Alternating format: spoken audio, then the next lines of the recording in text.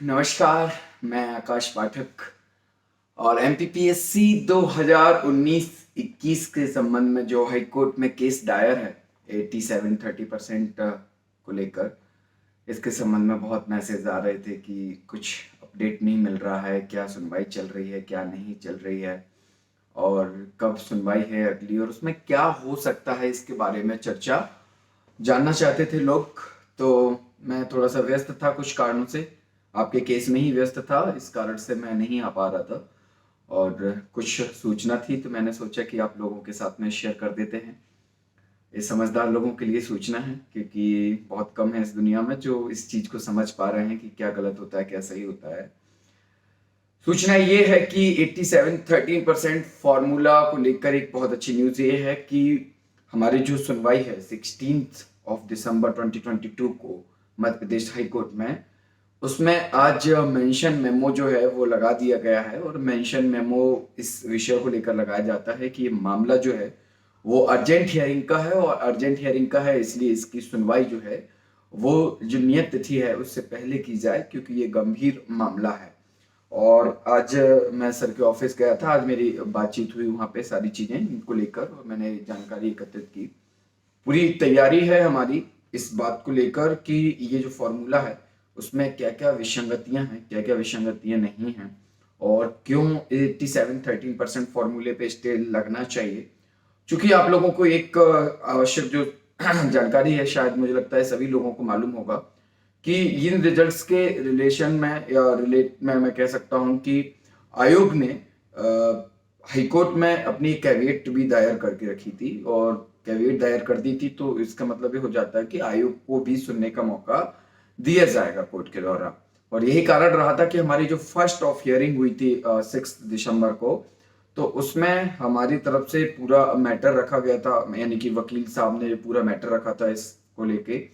उसके बाद में जज साहब ने कहा क्योंकि कैविएट दायर है तो इनको एक कॉपी सप्लाई करते हैं और एक कॉपी सप्लाई करने के बाद में इनको बुलाते हैं और क्या जवाब है इनके पास, ये जवाब मांगते हैं। और यही हुआ, 6 दिसंबर का आपने आदेश देखा होगा। उसके बाद में 8 दिसंबर की तारीख लगी थी और उस दिन क्या हुआ, बहुत लोग चिंतित हैं क्योंकि उस दिन हियरिंग नहीं हो पाई और लोगों के बराबर चाहे यूट्यूब हो, टेलीग्राम हो, पर्सनल मैसेजेस आ रहे थे। 8 दिसंबर को हुआ ये था कि हमारा जो केस था वो केस नंबर 64 पर रजिस्टर्ड था और लंच के बाद हमारी हियरिंग होने वाली थी। लेकिन हुआ ये कि उसमें 33 या 34 मैटर सुन लिए गए थे और उसके बाद में क्या होता है कि जज साहब जो होते हैं वो फाइनल हियरिंग के मैटर सुनने लगते हैं और उनमें जजमेंट देने लगते हैं। इस कारण से जितने भी केस थे उनको 16 दिसंबर में ट्रांसफर कर दिए गए थे। तो ये मैटर था, इसलिए हमारी मांग जो थी वो 8 दिसंबर को ही होने वाली थी इस बात की कि इस पे तत्काल प्रभाव से स्टे दिया जाए और उसके बाद में ये पूरा सुधार करने के बाद में जजमेंट के बाद में ही आगे बढ़ा जाए और ये 100% के साथ में ही परीक्षा होनी चाहिए, जैसे कि हमारी डिमांड है कि हम सिर्फ और सिर्फ ये चाहते हैं कि 100% पर ही परिणाम आए। चाहे कितना भी किसी को कुछ भी आरक्षण मिले, हमें उससे कोई फर्क नहीं पड़ता है।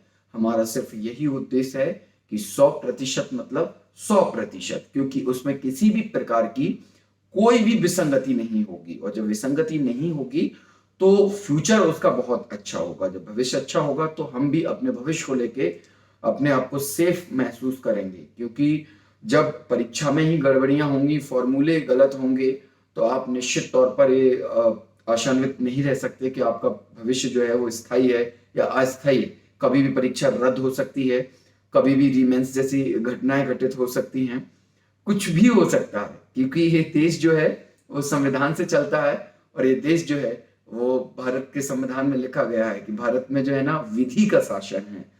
तो विधि के शासन, कानून के शासन के अनुसार सारी चीजें चलती हैं और ये चीजें जो है बहुत कम लोगों के समझ में आती हैं। कई लोग अभी भी इस बात को लेकर आलोचना करते हैं या कह लें कटाक्ष करते हैं कि ये क्यों बार बार चीजों को कोर्ट में ले जाया जा रहा है, क्या किया जा रहा है। मुझे तो नहीं लगता ऐसे लोगों को मैं बहुत ज्यादा समझा पाऊंगा, जितना समझाना था समझा लिया। मेरे दादाजी एक बहुत अच्छा एग्जाम्पल दिया करते थे कि दुनिया में 3 तरीके के लोग होते हैं।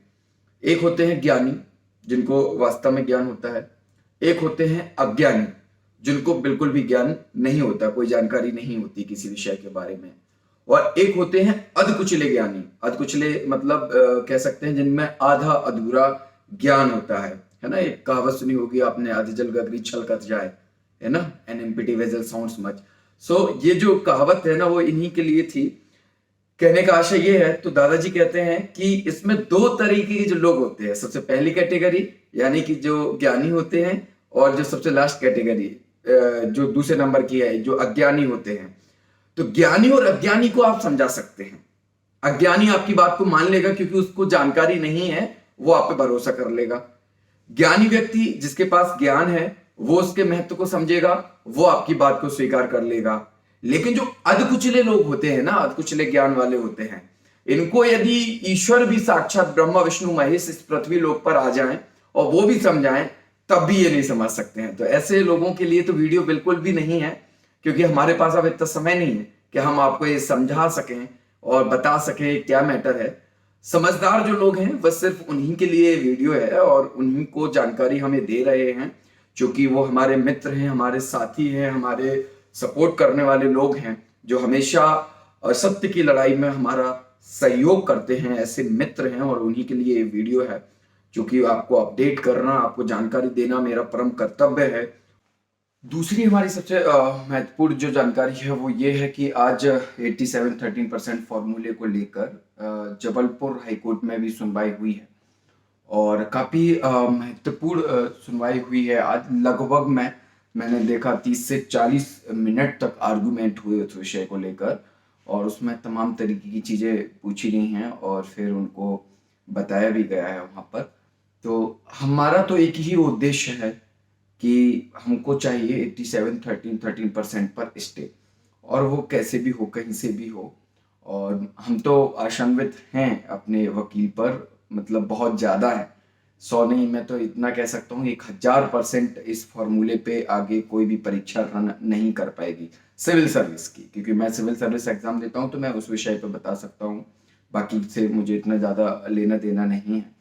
तो मैं यही कहूँगा कि सिविल सर्विस एग्जाम तो इस फॉर्मूले पर रन नहीं कर पाएगी, और निश्चित तौर पर इस पे स्टे मिलेगी, चाहे वो इस महीने मिले, इस नई तारीख पर मिल जाए, या इसके बाद अगली तारीख पर मिल जाए, कभी भी मिले, लेकिन मिलेगी जरूर। हाँ, ये थोड़ा सा विद्यार्थियों के मन में इसको लेकर बड़ा ही संशय है, और इसके वजह से द्वंद्व की स्थिति बनी हुई है कि क्या परीक्षा हो जाएगी कि क्या परीक्षा नहीं होगी। उसको लेकर उनके परफॉर्मेंस पर भी इसका बहुत बड़ा असर पड़ता है, और निश्चित तौर पर ये सभी विद्यार्थियों के साथ में समस्या होती है कि अगर नहीं हो रही है तो वो चीज़ क्लियर हो जाए। कई विद्यार्थियों का ये भी कहना है कि यदि नहीं होती है तो कम से कम हम अदर्स एग्जाम की तो प्रिपरेशन कर सकेंगे। और निश्चित तौर पर मुझे लगता है कि इस पे कोर्ट को भी जल्दी से इस पे जजमेंट दे देना चाहिए। और मैं धन्यवाद करना चाहूँगा उन सभी छात्रों का भी जिनका 2019 में इंटरव्यू था, और उन्होंने हमें ये 87-13% फॉर्मूले के खिलाफ लड़ने में आर्थिक सहयोग प्रदान किया है।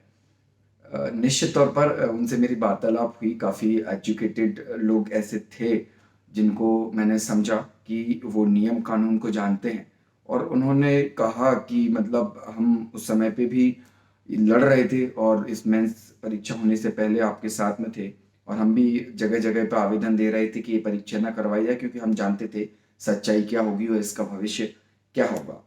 कुल मिला के कह सकता हूँ कि मैं यहाँ से ये कह सकता हूँ कि सभी विद्यार्थी जो हैं उनको अभी एकता का परिचय देना चाहिए, और बिल्कुल ऐसे काम करना चाहिए कि लोगों को लगे कि स्टूडेंट्स में यूनिटी है, और स्टूडेंट्स इस चीज़ को समझते हैं कि ये फॉर्मूला है वो वास्तव में बहुत गलत फॉर्मूला है, और ये अगर इस समय पे लागू हो गया, इस पे परीक्षा हो गई, तो इसका भुगतान भी हम विद्यार्थियों को ही करना पड़ेगा।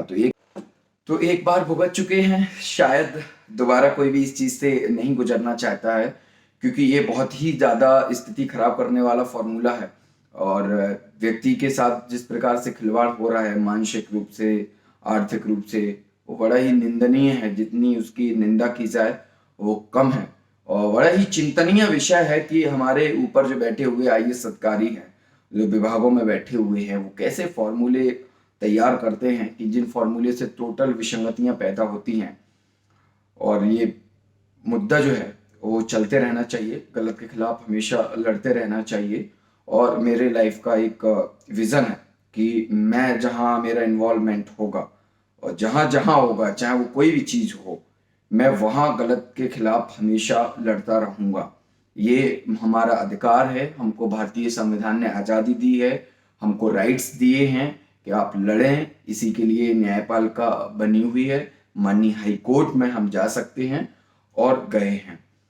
आप लोगों ने जो भी मित्र हैं सभी सहयोग कर रहे हैं यथासंभव, और उन्होंने सहयोग किया है। उस राशि को जल्द से हम सर के यहाँ पहुँचा देंगे। ठीक ठाक राशि जो है वो अभी हो गई है, और मैं चाहता हूं कि कम से कम जो आवश्यक खर्चे हो रहे हैं, और यदि जबलपुर ट्रांसफर होता है केस, तो हम कम से कम एटलीस्ट 2 हियरिंग की सर का जो खर्चा होता है आने जाने का पूरी टीम का, वो तो प्रोवाइड करा ही सकें। 60,000 रुपए तो उनको दे ही सकें। तो अभी लगभग में 30 से 35,000 के आसपास में लोगों ने पैसा भेजा हुआ है, और निश्चित तौर पर आप लोग लगातार जो है सहयोग करते रहेंगे इसमें।